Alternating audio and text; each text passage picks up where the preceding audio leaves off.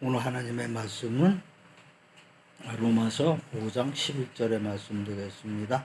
다 함께 읽겠습니다.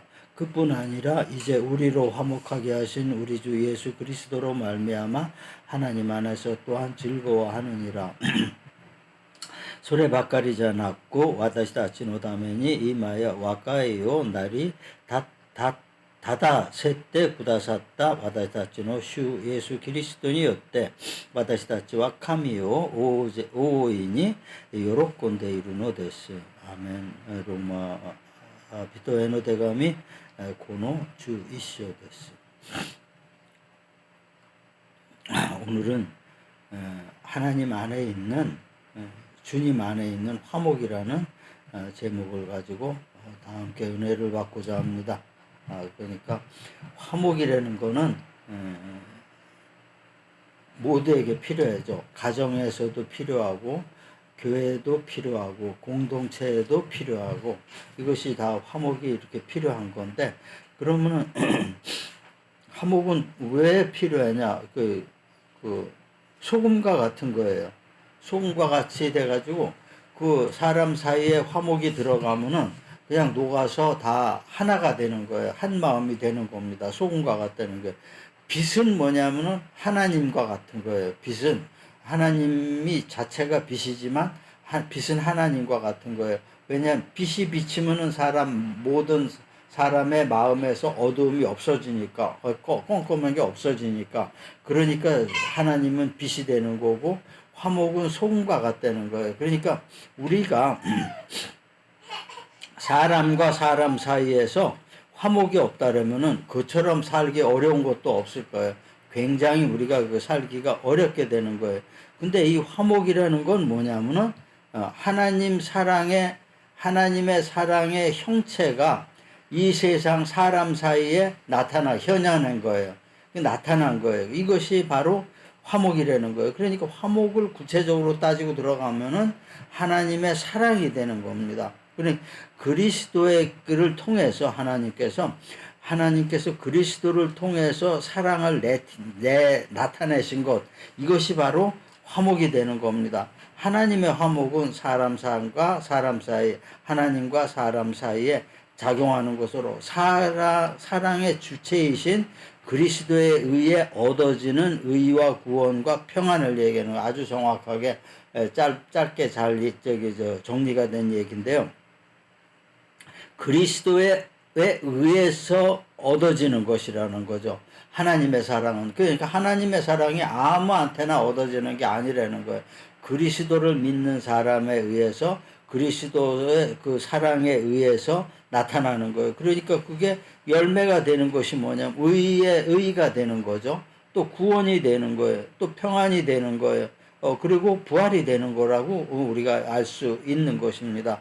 우리가 먼저 본다면은 하나님의 화목은 적극적인 사랑이라는 거예요. 그냥 간단하게 지나가는 그러한 사랑, 또 마음에서 그냥 울컥해가지고서 이렇게 움직이는 사랑, 이런 거가 아니라는 것을 우리가 알 수 있는 거예요. 그러니까 하나님의 화목은 의의 근원이 되는 거예요. 의의 근원이 되는 거예요. 그러니까 의가 포함되지 않은 하나님의 사랑은 하나님의 사랑이 아니라는 것을 우리가 알 수 있다는 겁니다. 그것이 나타나는 게 어떻게 적극적인 사랑으로 나타나는 거예요. 하나님의 의의 근원이 세상에 나타난 것이 뭐냐면 화목이고, 그 화목은 구체적으로 얘기하면 적극적인 사랑에 의해서 이루어진다는 것을 우리가 알 수 있는 겁니다. 우리 한국 문화를 본다라면은 특징이 좀 좋지 않은 쪽을 본다라면은 그 체면을 굉장히 중요시하는 선물 문화가 있어요. 그래가지고 어떤 사람이 만약에 10,000원짜리 선물을 했다 그러면 받은 사람이 이거 10,000원짜리인데 내가 10,000원보다 적게 하면 안 돼. 더 해야 돼. 이런 식으로 더하게 되는 체면 문화가 있는 거예요. 그리고 사회적으로 본다라면은 사회에서 요구하는 게 뭐냐면은 이상하게 이게 이제 변질이 돼가지고 그 사회의 요구가 방관을 요구하고 있는 거예요. 그러니까 가장 그 사회생활에서도 옆에서 무슨 일이 있든지 그냥 지나가면 아무 일이 없어요. 근데 거기에 개입해서 도와줬다 그러면은 거의 거기에 말리게 되는 겁니다. 이것이 뭐냐면은 사회의 분위기예요. 사회 분위기가 뭐를 우리에게 가르쳐 주냐면 위선을 가르쳐 주고 있는 거예요. 위선을 가르쳐 주고 있는 거예요. 그러니까 이 위선이라는 게 뭐냐면은 선한 사마리아인에서 그 나오는 제사장하고 레위인들의 그 모습을 보면 알 수 있어요. 이건 완전한 위선이에요. 그리고 그렇게 지나가면 아무 문제 없어요.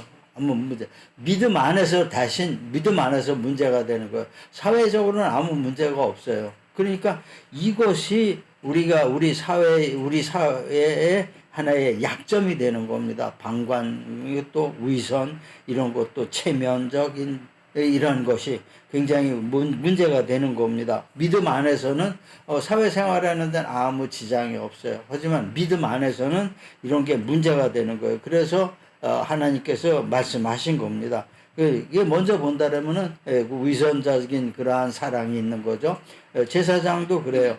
자기는 사랑의 본체라고 얘기하고 하나님을 믿는 사람하고 했는데도 싹 방관을 해서 이건 위선적인 사랑이죠.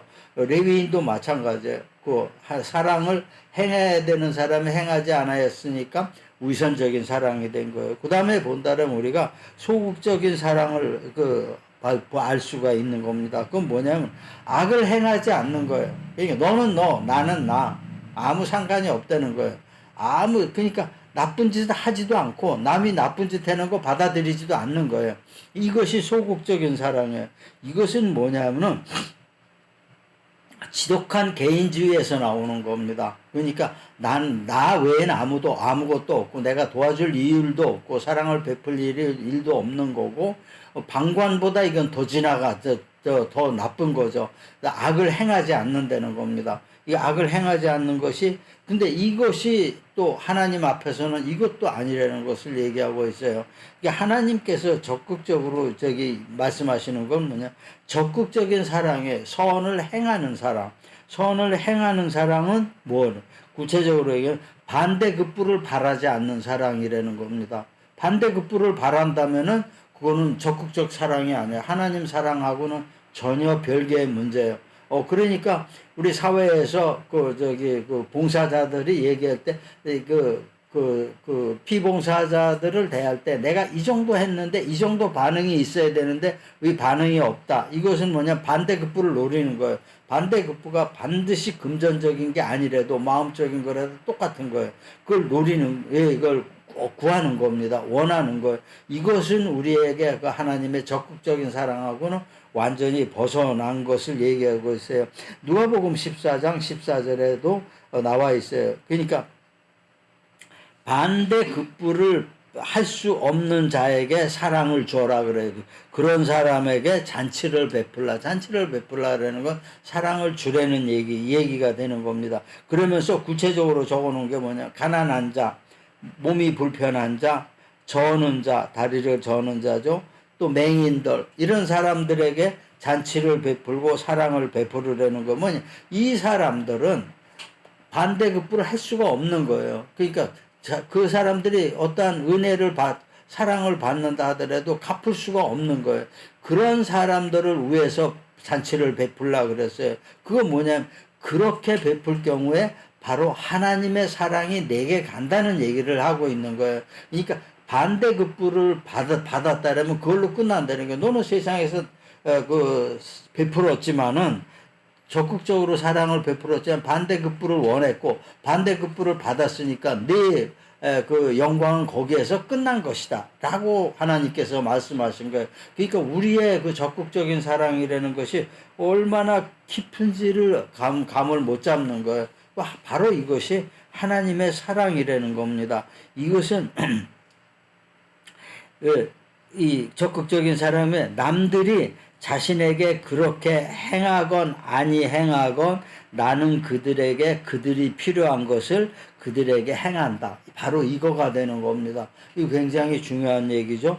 바로 이것을 얘기하고 있어요. 이렇게 될 경우에 화목이 이루어진다는 거야. 하나님께서 원하시는 화목이 이루어진다는 것을 얘기하고 있는 거예요. 이게 바로 하나님께서 원하시는 적극적인 사랑이라는 것을 우리가 알 수 있습니다. 그 적극적인 사랑은 뭐냐면 또 하나는 하나님의 뜻이라는 거예요. 하나님의 내 뜻이 바로 그것이다. 그리스도를 보내서 보여줬지 않냐. 이게 적극적인 사랑이다 이거죠. 이걸 보여줬으니까 너희들도 이렇게 해라. 예수님께서 어떤 내가 죽음으로 인해서 내가 이 세상에 왔다 십자가의 달림으로 인해서 어떠한 뭐 돈을 원하고 뭐를 반대급부를 원하지 않은 거예요. 다만 니들이 나와 같은 그러한 삶을 살아서 바로 하나님 뜻 안에 들어가라 라는 얘기가 되는 겁니다. 단순히 그거예요. 그러니까 그 하나님의 뜻이 되는 겁니다.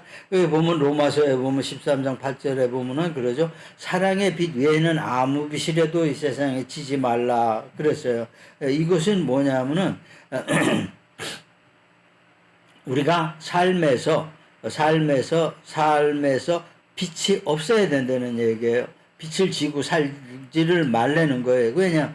빛을 지고 살 경우에 서로 마음에 부담을 갖는다는 얘기예요. 이것이 하나님에게는 꺼리낌이 되니까 그런 것은 피하라 이렇게 얘기한 거예요. 이 말씀을 다음에 두 번째 뜻으로 본다면 하나님께 받은 사랑이 빛이라는 거죠. 우리가 하나님께 받은 사랑이 빛이라는 거예요. 이 빛을 진 거죠. 우리가 예수님께서 저게 빛을 진 거죠. 이 빛을 갚기 위해서 하나님의 사랑을 이웃에게 행하라. 바로 이 얘기가 되는 거예요. 그러니까 남을 사랑하는 자는 율법을 다 이루었니라. 그래. 바로 이것을 바로 얘기하고 있는 거예요. 그러니까 이 화목을 이루면은 율법을 이룬 거예요. 우리가 하나님께 진 빚은 그 화목으로 다 갚으라는 것을 우리가 알 수 있는 것입니다. 그러니까 하나님의 뜻인 화목을 우리가 이루기 위해서 우리는 신앙생활을 해야 된다는 것을 얘기하고 있는 겁니다. 다음에 본다는 화목의 길은 의와 구원과 즐거움의 길이라고 그랬어요. 마지막으로 본다라면은 그건 뭐냐? 화목의 길이 그러면은 이제 생각을 할 때 화목의 길이 굉장히 힘들어요. 그러니까 가정이나 공동체에서 교회나 화목하기 위해서는 굉장히 힘들어요. 힘드니까 모든 사람들이 이것이 좁은 길이다라고 생각을 하는 거예요. 이렇게 힘든가 하는 게 이 고통으로 인해서 내가 그 고통의 길을 간다 생각을 하고 그러는데 절대 그게 아니라는 것을 우리에게 얘기하고 있는 겁니다. 화목의 길은 뭐죠? 기쁨의 길이에요. 손해가 가는 길이 아니고 이익이 가는 길이라는 거죠. 이익이 가는 길이에요. 그러니까 뭐냐면은 영혼의 즐거움의 길이라는 겁니다. 이렇게 물질적인 그러한 것을 떠나서 한 차원이 높은 영혼의 즐거움을 가는 내면의 즐거움을 가지고 가는 길이 되는 겁니다. 이것이 뭐냐면 화목 안에 있는 길을 우리가 표현할 때 화목 안에 있는 좁은 길이 무엇이냐? 실제로는 넓은 길이라는 거죠. 나의 의에 대해서 만족하고, 나의 구원에 대해서 만족하고, 나의 부활에 대해서 만족하는 그러한 만족을 안고 가는 기쁜 길이라는 거죠. 그러니까 넓은 길이 될 수 없죠. 넓은 길이 되는 겁니다. 절대 좁은 길이 아니라는 걸 우리에게 알려주고 있는 거예요. 그 내면적인 아주 넓은 길을 기쁨으로 즐거움으로 가는 길이라는 것을 우리가 알 수 있는 겁니다. 그러니까 그 사랑 안에서 우리가 가장 서로 귀히 여기며 너희들끼리 화목하라 이렇게 말씀하셨어요. 그러니까 우리가 크리스찬으로서 이 세상에서 하는 게 내가 움직이는 게 가장 구체적인 것이 뭐냐면 화목이라는 거예요. 내가 사랑 아무리 생각해도 그 개념이 잘 쓰질 않아요. 하나님 사랑, 내 사랑. 하지만 하나님 사랑이 구체적으로 우리에게 나타나는 건 뭐냐? 화목으로 나타난다는 거예요. 그러니까 내가 그 화목의 주인이 내가 될 경우에 나는 그 나에게 오는 것은 뭐죠? 나의 의가 나를 만족시키고 구원으로 내가 만족하고 또 부활의 만족을 얻고 간다는 거예요. 그걸 안고 간다는 것을 그렇게 얘기하고 있는 겁니다. 사람이 세상에서 추구하고 누리는 세상 화목이라는 것은 그 세상 화목의 즐거움은 눈에 보이는 일시적이고 거짓된 것이라는 것을 우리가 알 수 있는 거예요. 어떻게 세상 화목의 즐거움이라는 건, 세상 화목의 즐거움이라는 건 뭐죠? 선물 많이 주면 화목하죠? 모르는 사람도 뭘 많이 주면은 화목해요. 그리고 또 그 많이 준 사람은 또 더 많이 주려고 생각해요. 근데 그게 뭐예요? 그 일시적인 거라는 거예요. 얘기입니다. 일시적인 얘기예요. 그러니까 선물도 줄 때 상대방이 아주 하찮게 여겨가지고 이건 안 갚아도 될 정도다라고 생각하는 선에서 주라는 것을 우리가 금방 알 수 있는 거예요. 우리가 정확한 것을 그것이 정확한다라는 것을 우리가 알 수 있는 거예요. 그리고 화목이라는 거 어떻게 해요? 세상 화목이라는 거 그냥 웃어라 그러죠. 웃으면은 상대방도 웃고 좋다 그래요. 그것이 뭐냐면은 나의 본심이 아닌 거짓된 것이라고 얘기하고 있는 거예요. 그러니까 나의 이익을 위해서 화목한다는 거예요. 나의 모든 이익, 돌아오는 거 생각하지 말고 화목에 손을 내미는 것이 아니고 돌아오는 거 생각하는 것을 얘기하고 있는 겁니다. 그리스도의 화목은 뭐냐면은 화평의 근원과 이유를 하나님께 둔 거예요. 그 토대를 하나님께 둔 거예요. 하나님의 화목이라는 것은 그리스도의 화목은. 그러니까 거기에서 나오는 것은 영원한 즐거움이라는 겁니다. 의가 영원한 즐거움이 되죠. 구원이 영원한 즐거움이 되죠.